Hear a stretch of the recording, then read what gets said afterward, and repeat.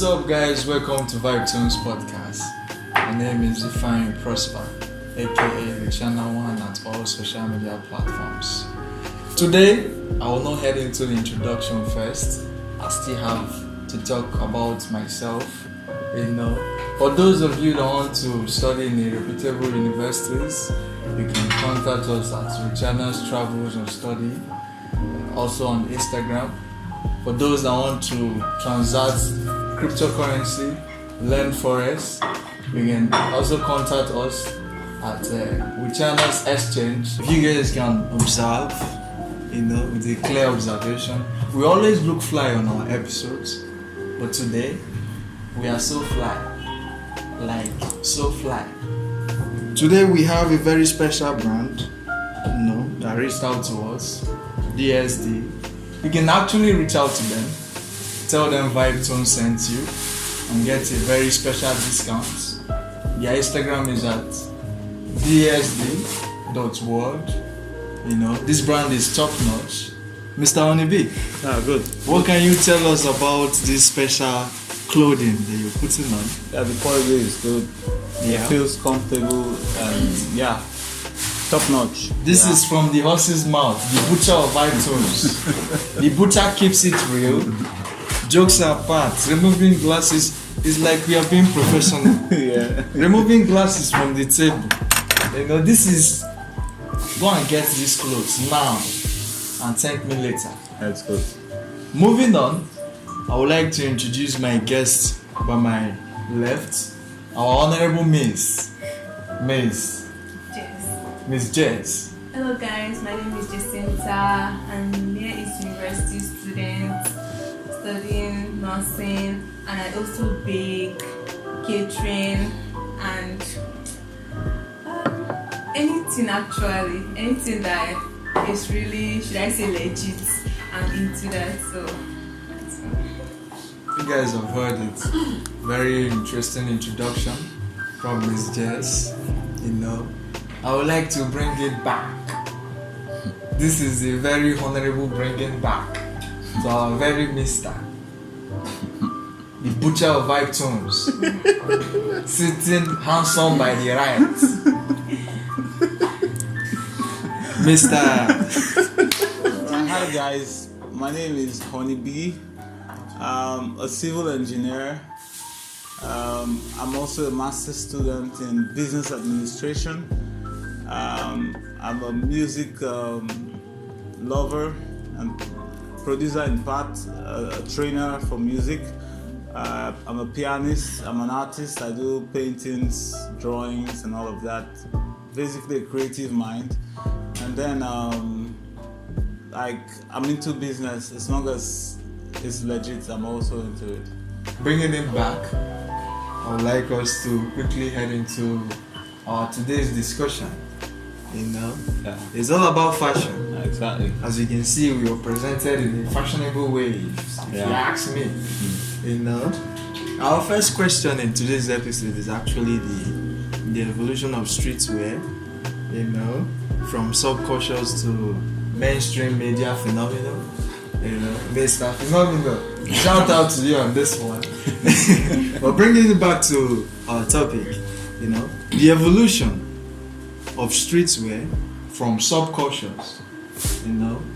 For an instance, let's say the trap music culture, people in the West, we can see that they are more, they display themselves in their subculture wears, which is the streetwear.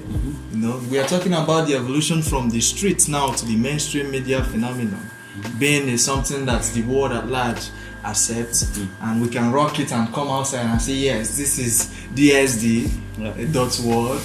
You understand? So bringing it back, I would like to hear from the butcher of Vibe Tones, as we always like to state it out.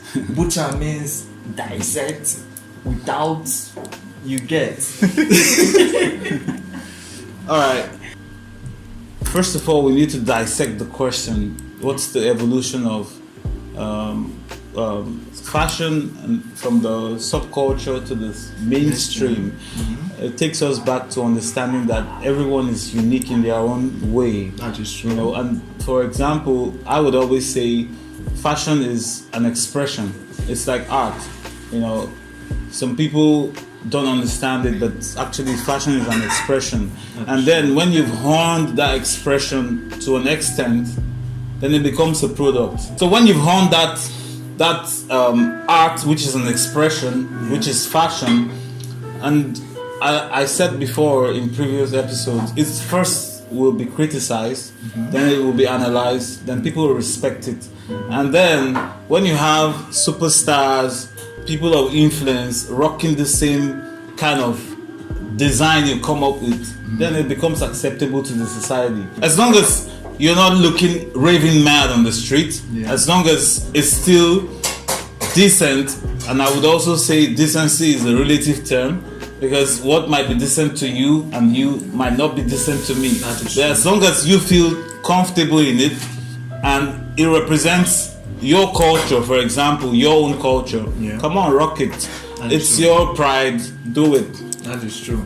You guys have heard it from the butcher himself, the butcher of vibe tones, meaning that he does not miss. You know, he laid a very crucial point. I like the word crucial point. So, a crucial point which emphasizes on embracing your art, which is your fashion way, your style. You know, this is how the streetwear actually came about. Involved to the mainstream media. Exactly. You know, with the likes of Jay-Z, Tupac, B.I.G. You know, displaying their cultural wares in to the media. You know, bringing it back, I would like to hear from our honorable Miss Jess. Miss Jess, tell us something about the evolution of streetwear from subcultures to mainstream media phenomenon. Okay, personally, like for example, let's say abaya. Like in my own country, abaya is like a normal wear, but let's say in European country, Asians and the rest, some places, like if you try to wear them and dress well, then they'll be like, oh wow. Some people might start to like ask you questions about your religion or something based on like more especially people from Nigerians would like, are you a Muslim or something? Because they feel like back then it's only this particular religion that used to wear that type of clothes. And for like native wears too, more especially in this country, my location right now, if you wear any native wear, they'll be like, wow. Some of them will like try to come close to you and try to maybe feel the material, touch it, and they will try to like snap with you as if you are a celebrity. That is true. For jalabia and this buba, if you wear it in our country, it's kind of a normal dress or maybe normal stuff. But in other countries, it's just like, oh my gosh, this thing looks nice. While you sometimes you just wear it like for just casual. But people will be like, why are you overdressing and dress? While in your own place it's just a normal dress. Exactly. That is true.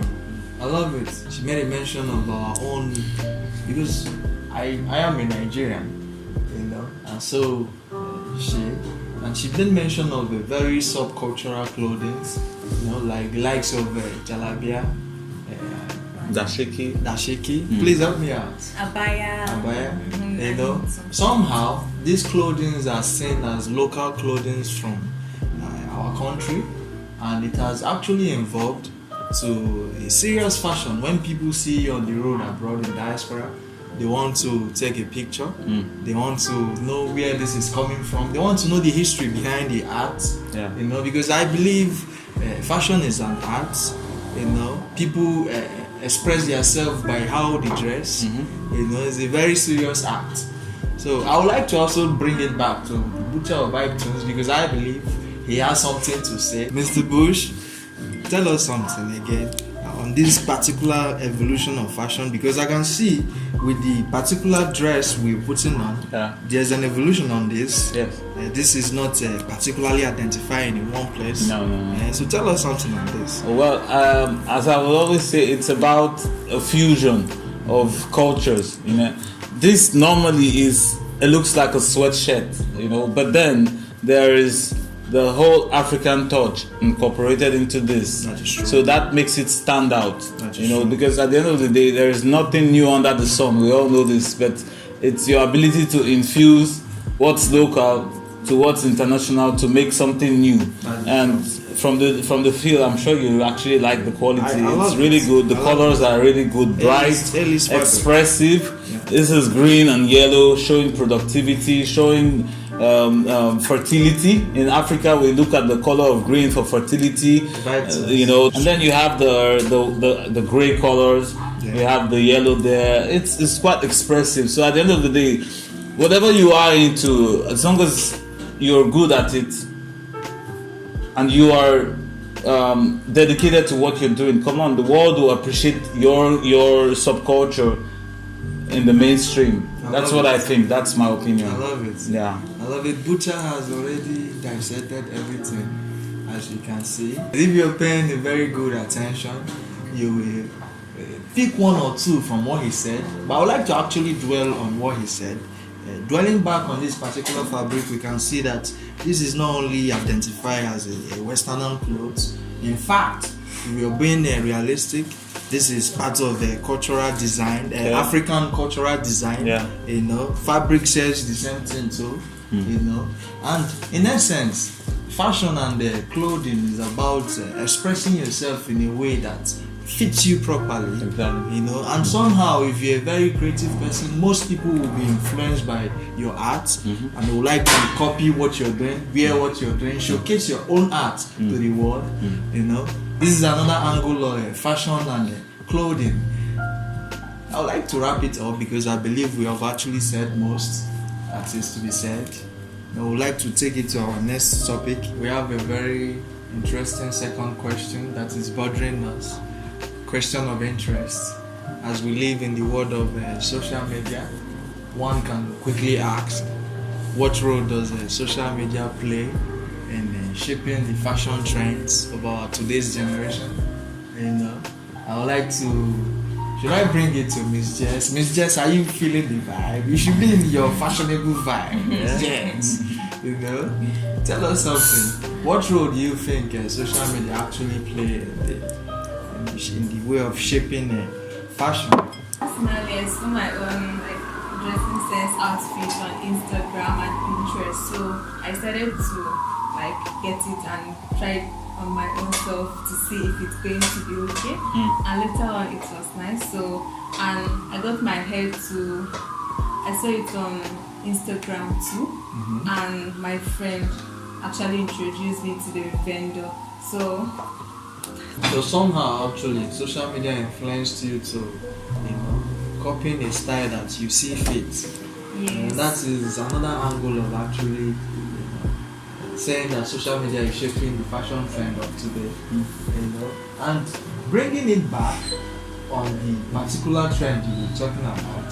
That clothes that maybe someone, a model puts on, might not actually be a Western clothes. It might be a subcultural clothing, which was made in Africa, Asia, different continents, and somehow models are bringing it to the mainstream, shaping the clothing and fashion sense of our today's generation. You know, these topics are always intertwined. As we vibe into it, I vibe tones. Bringing it to the butcher, we cannot go around the table and not submit to the butcher. It does not happen. You know, they happen. So bringing it to the butcher, what do you have for us? 2 or 3 cents on how social media has actually shaped our fashion sense of today. Tell us something on that one. Personally, I think a lot of people have misunderstood the idea of the cost of a particular outfit with the value it puts on you.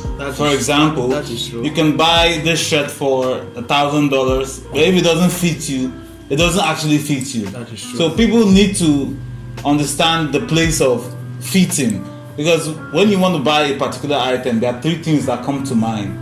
First off, you're walking in a store and you see something, there's an attraction, it looks good, but then you go in, there are 3 factors. Does it fit me? Can I afford it? That is true. Is it actually my size?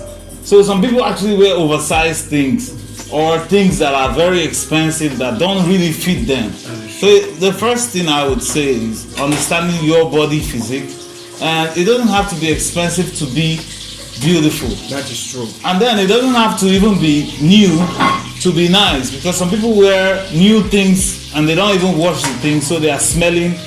I would rather wear an old shirt that doesn't smell That is true. than a new clothes I've worn like 12 times, because that's poor hygiene. The social media has a very good role to play. If you want to advertise your wares and all of that, it's a tool. But every tool is also a potential weapon. It all depends on who is wielding it. As simple as this cup is to you and me, to someone else who is wielding it, it becomes a weapon. So, in the same way with clothes, you have to dress to make a statement. You don't wear a proper dress or club clothing to an official setting because of you saw it on social media. It looks so good. No, there's a cloth for every occasion. So as much as social media lets us know, oh, this is good, but you also need to wake up to know that every occasion has a particular dressing that fits the occasion, and you should dress to stand out, but not to shout out. There's a difference between standing out and shouting out. You know? That is, guys, let me remove my glasses on this one. There's a difference in standing out and shouting out. Think about wisdom. Wisdom. You know? There's a big difference. Dwelling on how social media actually shape our today's fashion, you know, he made a very crucial point. Most people pay attention on the price than the art, you know, which is a very ignorant way to look at it. Exactly. You should pay attention to the art. You know, yes, the price matters, but the art in of itself is what we are talking about. Exactly. Yeah. You know, put on what suits you, what makes you look, how you feel about yourself. You know, as I'm dressed now with DSD, I feel like I'm a superstar in a way. Same here. I cannot lie. In a way. So that is it on fashion. We have a very interesting questions that lie under our questions and answer segment. And one of those interesting questions is, are we connected or less due to social media? You know, Miss Jess, our one and only Miss. The only miss on this particular episode. Yeah. What are your own views and perspective on if we are being connected or less, if we are being connected or not due to social media? Is social media bringing us together as one, or is it tearing us apart? You know, tell us something on that one. Social media is bringing us like closer to each other. Let's say for example now you're on a Google Meet like for meeting. Yeah, it's not like you guys are doing it face to face. You are using social media and the rest to communicate. That is true. I agree on that one. Bringing it back. This is an infamous saying of Victons. Always bringing it back to where it begins. Somehow we've heard from Miss Jess, and there's no how on Victons that Mr. Butch, Mr. Honeybee will present and will not bring something to his table to actually give us the normal contents. You understand? So, bringing it to Mr. Honeybee, what are your own perspective or your ideas, your views on how social media is actually keeping us connected? Is it actually keeping us connected per se? Are we less connected in today's era? Tell us something, Mr. Bush. Alright, first of all I would say everything in the world has pros and cons. That is true. If the doctor will say an apple a day keeps the doctor away, but you cannot eat 200 apples a day. That is true. It becomes the seed of the apple has the poison, which is cyanide. If you have to eat 200 apples, the seeds of 200 apples, it gives you equivalent to the poison cyanide. However, a lot of people have been so engrossed in the whole social media thing that they forget their immediate environment. You know, you can go to dinner with someone, and while you're at dinner with the person is on the phone. there's no direct connection with you. That is true. So a lot of people have built, social media has helped them. As good as social media is, it has made a lot of people build a superficial world out there, because everyone now thinks the grass is greener on the other side, and they forget that the grass is only green when you water it. That is true. It's not about, hey, this, yes, but you in your immediate circle. I miss the days when I and my friends growing up would just go ride bicycles around. These were the real times of real social things. That is true. But social media now, everybody wants to be the in thing. Everybody is pressured by number of views. You make a post, the views are the problem. The number of likes That is true. represents your validation in your head. So you post a picture, you have 100 likes, and you feel, oh, people don't love me. That is true. But the people closest to you that know you when the cameras are out, you don't face them. So for me, I would say social media, as good as it is, people have abused it, and then it makes a lot of people fall into depression, because you want to be like that person who says she's a supermodel, or you want to have six packs, you want to have abs. They come up telling you, oh, don't drink water, don't eat this. But the truth is, those same people who are advising you also have their own problems. They just try to present perfection on social media, and we are all swayed by this. That is true. So I'm going against you, my dear friend. I love it. I love it, Mr. Butch. The butcher of vibe tones, we have a agree and disagree. You know, it's 50-50 sometimes. Yeah, 50-50. Yeah. Yes, I want to actually emphasize on the points that he made that resonates with me. Most people are programmed on social media. Most people cannot actually go 24 hours without social media. You will go on a date, like he said. You will go on a date and your date will be busy. What the fuck are you doing? We are here to have a conversation, Exactly. get to know ourselves. You know, somehow social media has already programmed people to, they can't actually live without it no more. Exactly, yeah. You know, moving on the second question. You know, we have a very crucial question that arouses debates and social media shenanigans. You see, you get bringing this question back to a table that is comfortable enough for butchering work. We are asking the butcher, what is your own perspective on the question that says, is social media empowering the feminists, or is it diluting their message? Okay, first of all, I would say I am a feminist. I'm a man, Yeah. but I'm a feminist. Yeah. And if there's a word like masculist, I'm also a masculist, because I believe in the total woman Yes. and the total man. Yes. Now, back to the question. The total woman means, as a woman, there is no limitation to what you can achieve. That's what my understanding of feminism is. As a woman, I shouldn't be a woman. If I am a woman, I should be limited to say, okay, women cannot be pilots. Okay, women cannot be sailors. Okay, women cannot do this. Women cannot do that. Because I believe everybody has a brain, That is true. and everybody's brain can develop. That is true. So if you as a woman, your brain can develop to be whatever you want to be, maybe a pilot, an engineer, a soldier, come on, go ahead and do it. However, where I would put the stop lock is, don't get too clouded in your mind that you think as a woman, I've achieved this height, and then you feel like you are above the law or you are above the man. Exactly. I'm sorry to say this, You're not. but every woman, no matter how tough she is, no matter how strong she is, deep inside her, she wants to be a woman.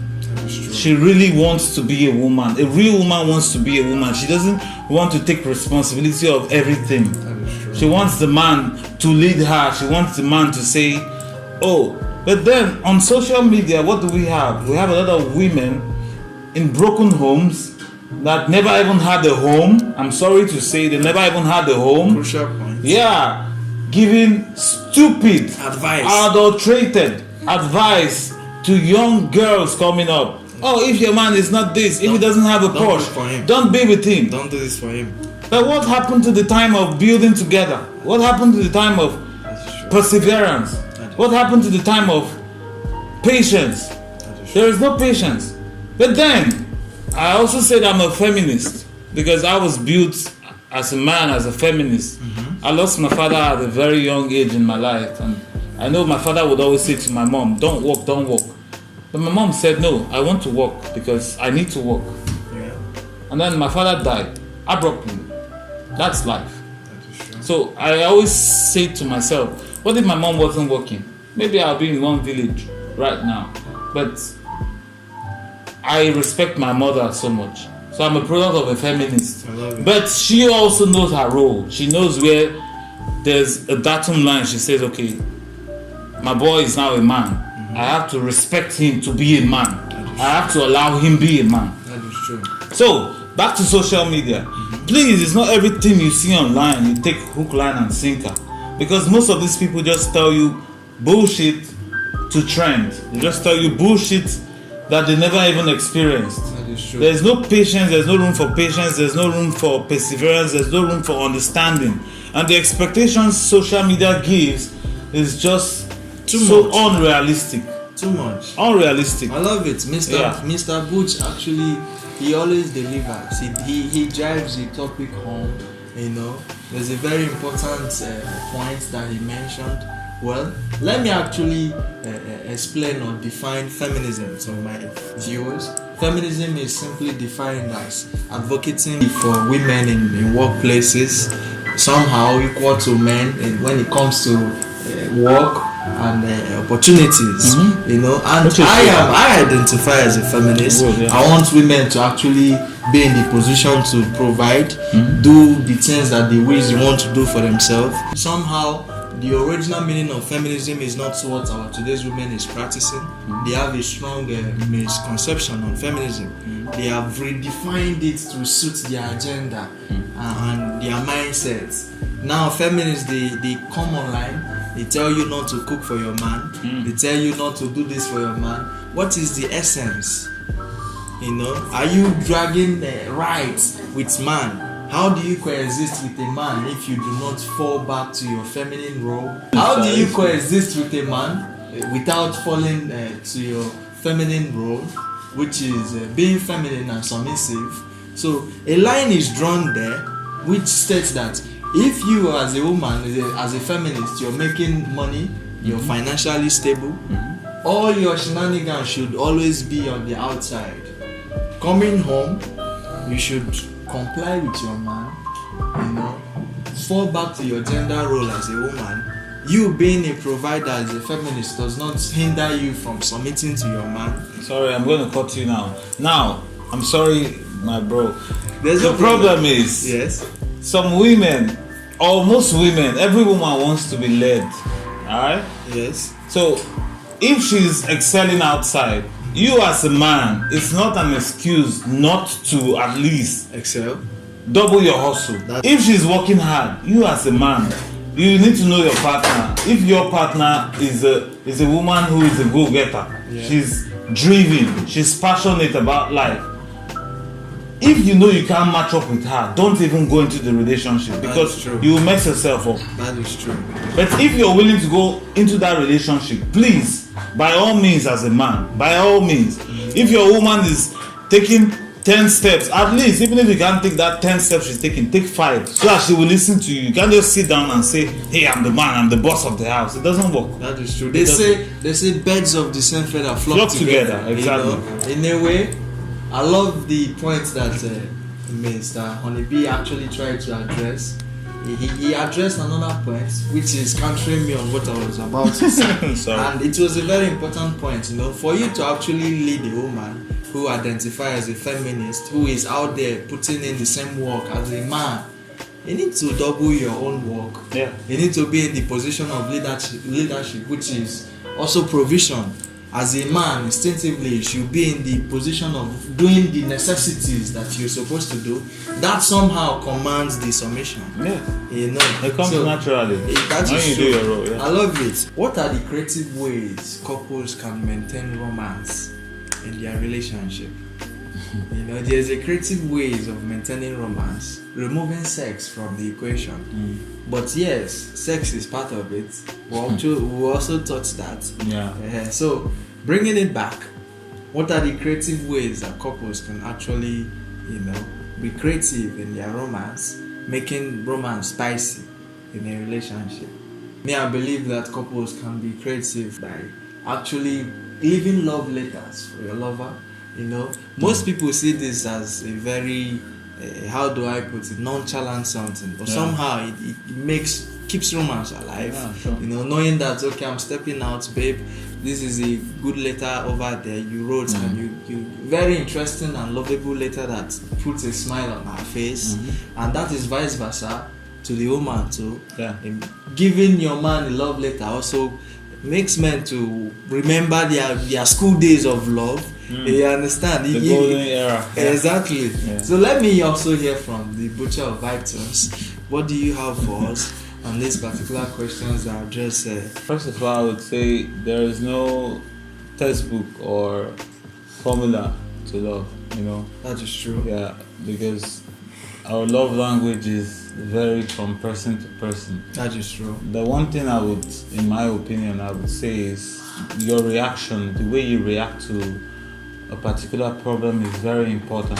That is true. It's your reaction as a person, as a partner, you should be the shock absorber. If your partner says to you, "Oh, this particular problem," I need to say this. A lot of relationships are missing the sense of humor. That is true. Yeah, if there is a problem, at least make a joke out of it. If she says to you, for example, "Oh babe, do you know I actually had an accident and I fell into a gutter?" You can make a joke out of it like, "Hey, really hope you didn't break the floor," That makes her smile, it kind of tempers down the whole thing. You don't have to be so over serious, like a brute or like a battering ram. No. So I would say jokes. You should be able to joke with your partner. You should be able to play with your partner. Love it. And then you should be able to understand your partner.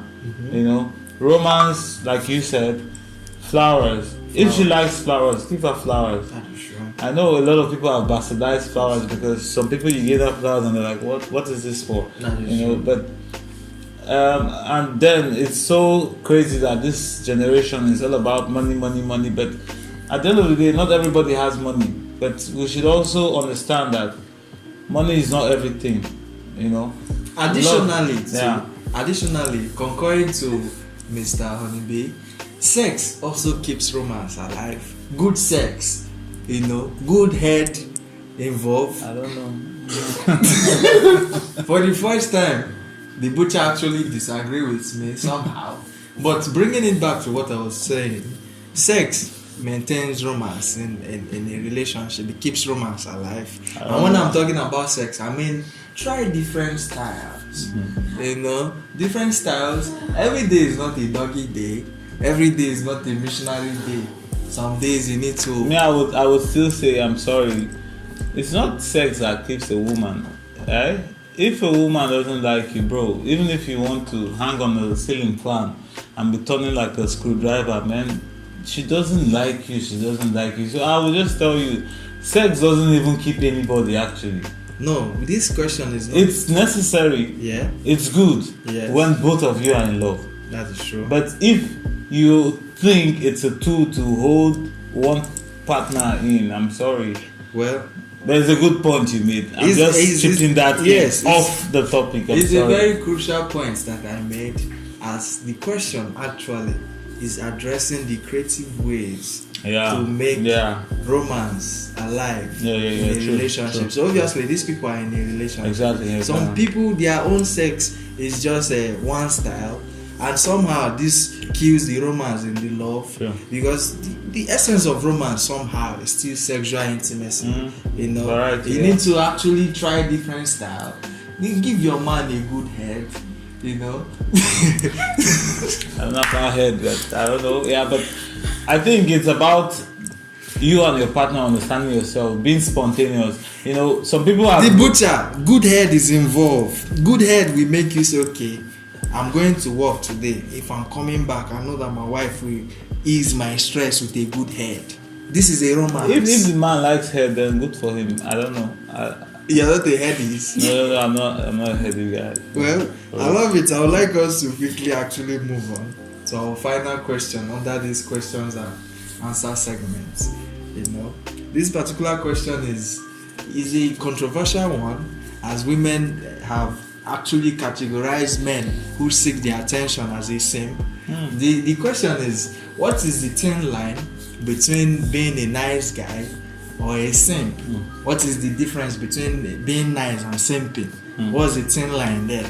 I would like to actually start this from our honorable Miss Jess. We are discussing the thin line between being a simp and being a nice person. What is the difference? What is this thin line of you actually explaining a simp to a simp, differentiating a simp from a nice guy? As a woman that entertains attention from men, or that is getting attention from men, how do you tell the difference between a simp or a nice guy? Tell us something, Miss Jess. By the guy's manner of approach, or by the way he behaves. Because some guys don't know how to behave with women somehow. But I would say, I'm sorry to say, women don't like nice guys. That is true. Let's be honest. Not all, Sha. Every woman. They actually entertain the simping ones. The idea of seduction is being led, being the thrill of an adventure. So true. If you're too much of a nice guy, most girls would see you as boring. No, but first you can be nice, then maybe later. How can you tell? You can't tell. You can't tell from the beginning I'm just cold as ice. Yeah, sometimes I can understand that from initial impressions you should just be chilled. Then maybe when they get to know you better, you show them that side of you. But from back in time, women are always drawn to the, in quotes, bad boys. Why? Because the bad boys offer them an adventure. That's why you want to go on a power bike that is speeding at 200 kilometers per hour. Is it normal? Is a rush of adrenaline. Women don't want a relationship. I would say most women don't want a relationship that is also nice. They want the drama. They want to argue. Hey, why did you do it to me? Blah blah blah. To the man is but to the women, this is what they like. They want to be chased. They want to chase you too as a man. That is true. So they like when you give them attention and then you take it away and they're like, hey, you used to call me before every morning. Why are you not calling me? So the simp, in this regard, in my own opinion, the simp is a guy who doesn't know, because I would always say there's a thin line between patience and stupidity. Patience is, I'm at your house, I can hear music playing, and there's some activity going on, and I'm knocking at the door. That's patience. Because I'm thinking maybe you're sleeping or something, or maybe you're in the shower. But stupidity is I come to the house, there's no sound, there's even dust on your foot mat, showing that you've not been around, and I keep knocking on the door. It's like looking for a black cat in a dark room that has no cat. That's stupidity. So men need to know the thin line. If a woman doesn't have interest, there's no way you want to chase this woman to try to revive her interest in you if she doesn't want you. That is true. That's simping. Simping is anything she says, you do it. But women also want you to be able to say no to her. That is true. You can't always be the yes. Sometimes you have to say, okay, yes. Other times you have to say, why yes? No. You have to be the man. Turn away, even if she's crying. It's sad for her to cry. But if she needs to cry about something, let her cry. You don't need to tell her, hey, no. Sometimes she needs to let that emotion out. So allow her cry. Then when she's done crying and she's satisfied, you're like, hey babe, how are you feeling? Okay, let's go get ice cream or something. That's what the man should do. Not always, don't hold back emotions. The same way you laugh without thinking about it. Some people need to feel the pain in full. That is true. That's my opinion. I love it. The butcher of vibe tunes has butchered it. There's nothing actually left there to talk about. It is quite self-explanatory. So many crucial points laid on the table. Somehow women like to entertain simp first before a nice guy. And somehow a man can actually incorporate the behavior of a simp and a nice guy. because it balances the equation. You can't be a nice guy all the time.